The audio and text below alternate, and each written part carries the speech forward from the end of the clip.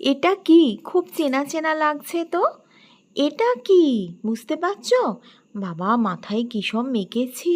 কি মেখেছি আমি? সানিসের ঠাম্মি এখানে কি করছে?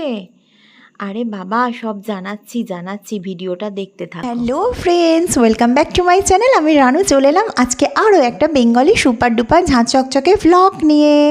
আর ভ্লগটা এখন আমি কোথা থেকে স্টার্ট করছি জানো? এখন সন্ধ্যে 7টা বাজে, আমি রান্নাঘরে চলে এসেছি।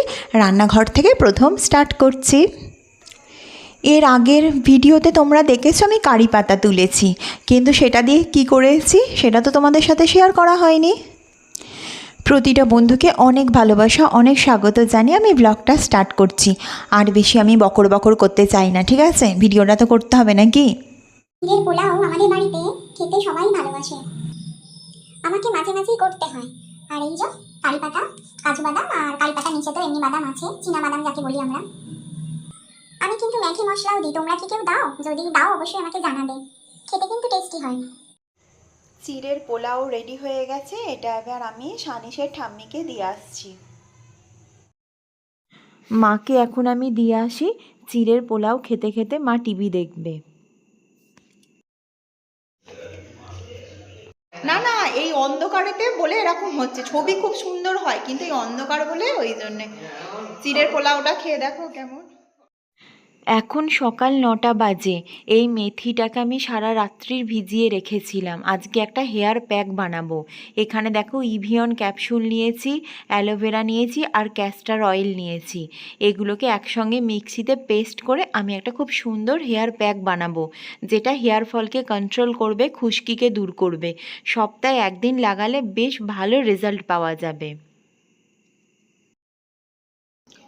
এই যে আমার হেয়ার প্যাকটা মাখা হয়ে গেছে। কেমন লাগছে বলো? ভালো লাগছে তো? অবশ্যই জানাবে কেমন লাগছে। তোমাদের সাথে শেয়ার করি আজকে আমি কি রান্না করলাম। প্রথমেই হাঁড়ির ছবি, ভাত ছাড়া আর কিছু হতেই পারে না। গাজর দিয়ে মুসুর ডাল, এটা হচ্ছে মোচার তরকারি ছোলা দিয়ে। এই যে পেঁপে ভাতে, পেঁপেটা চটকে রেখেছি, এখনো নুন তেল লঙ্কা কিছু দিইনি। এইটা কি বলো? এটা হচ্ছে কচুর লতি। আজকে কচুর লতি রান্না করলাম, এর আগের একদিন করেছিলাম। ও হ্যাঁ, তোমাদেরকে আরেকটা কথা বলি। সকালবেলা আমি যেটা মাথায় হেয়ার প্যাক মেখেছিলাম, তো তার রিভিউ তো দেওয়া হয়নি। আমি এখনও চুল আঁচড়াইনি, সেই স্নান করার পরে চুল আঁচড়েছিলাম। তো দেখো আমার চুলটা কিন্তু অনেকটা সিল্কি হয়েছে। তো সেটা সম্বন্ধে আরও ভালোভাবে আমি তোমাদের রিভিউ দেবো। আজ ভিডিওটা এই পর্যন্ত। তোমরা প্লিজ একটা লাইক করে গঠনমূলক কমেন্ট করে দাও। চলো, টাটা।